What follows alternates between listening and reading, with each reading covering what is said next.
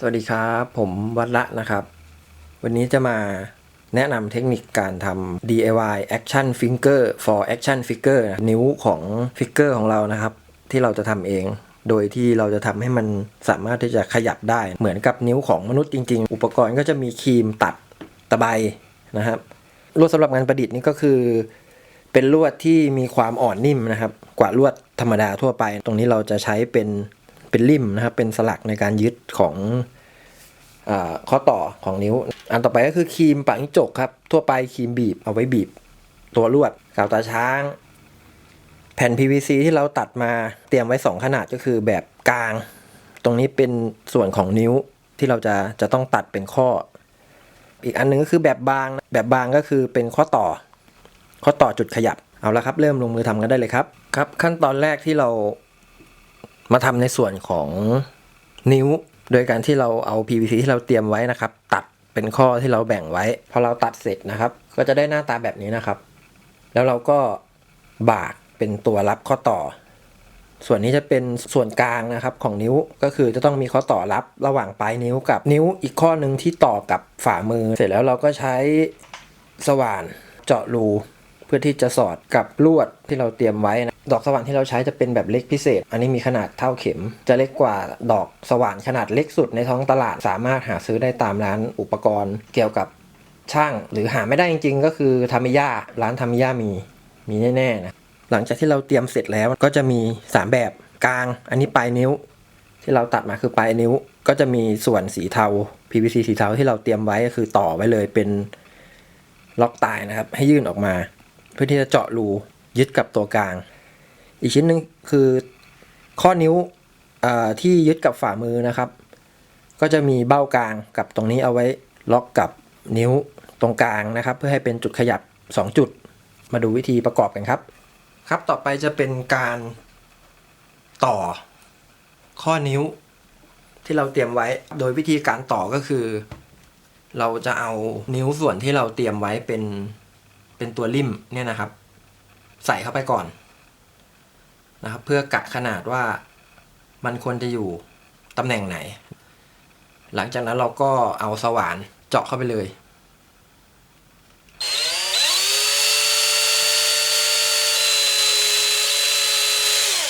แบบนี้นะครับหลังจากนั้นเราก็เอาลวดทองแดงที่เราเตรียมไว้นะครับเอาตะไบฝนให้มันเล็กบางลงนะครับเพื่อที่จะเข้ากับรูที่เราเจาะไว้กับดอกสว่านตอนแรกได้นะเพราะว่าดอกสว่านขนาดของมันกับตัวลวดจะมีความหนากว่านิดหน่อยเราก็เลยต้องฝนออกรูที่เราเจาะไว้ยังไม่ต้องไปดึงออกเราวัดแล้วเราก็เอาเนี่ยลวดนะครับแทงเข้าไปได้เลยมันอาจจะ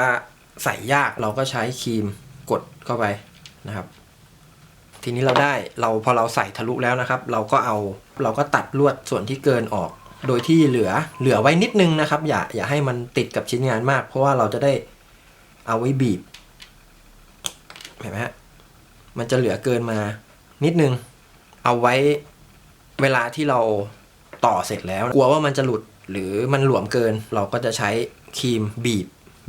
บค่อยๆนะครับบีบเพราะว่าตัวลวดทองแดงตัวนี้ครับมันมีความนิ่มอยู่แล้วนิ่มกว่าลวดปกติแค่ออกแรงบีบนิดนึงเนี่ยมันก็ลงแล้วครับ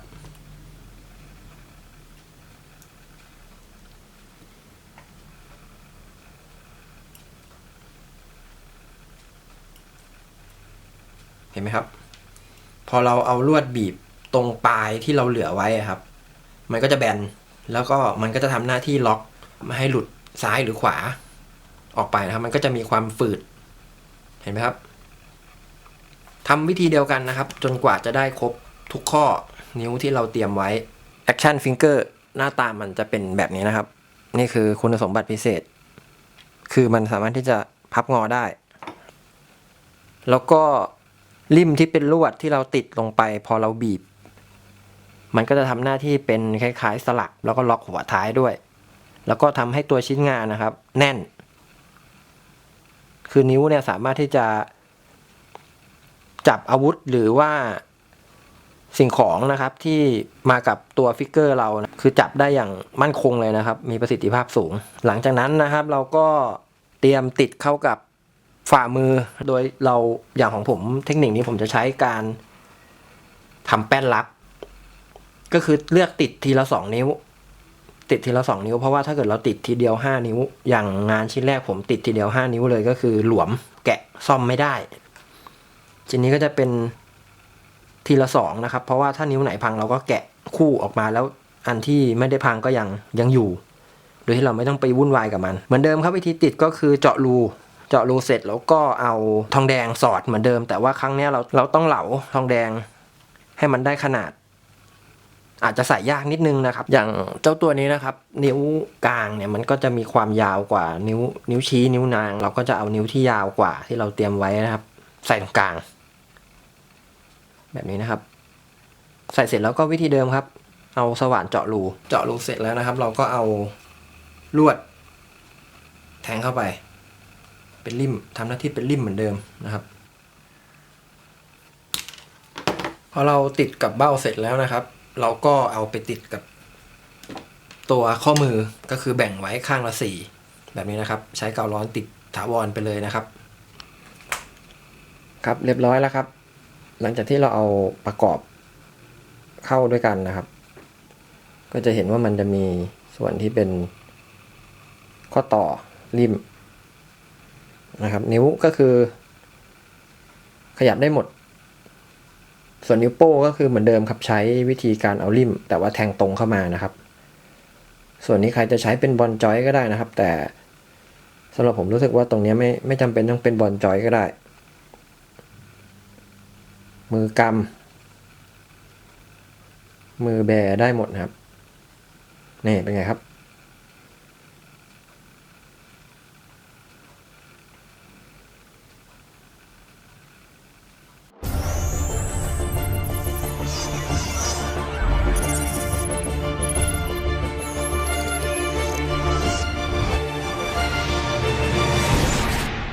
Action Finger for Action Figure เป็นเทคนิคง่ายๆที่เราสามารถที่จะทำไว้ใช้เองนะครับเอาไว้เล่นเองแล้วก็อาจจะเอาไปโมกับฟิกเกอร์ที่เรามีอยู่นะครับโดยการทำมือใหม่เปลี่ยนจอยอะไรอย่างเงี้ยครับเพราะว่าถ้าเราทำได้เราก็สามารถที่จะซ่อมฟิกเกอร์ที่เรามีนะครับหลังจากที่มันชำรุดหรือพังหรือเอาไปเสริมได้นะจะเห็นได้เลยนะครับว่าข้อต่อกับ Action Finger ที่เราทำนะครับสามารถที่จะถือคัตเตอร์นะครับซึ่งเป็นโลหะมีน้ำหนักมากได้อย่างสบายๆฉะนั้นของที่แถมมากับตัวฟิกเกอร์หรือที่เราทำเองไม่ว่าจะเป็นปืนมีดดาบหอกอะไรเงี้ยครับก็สามารถที่จะ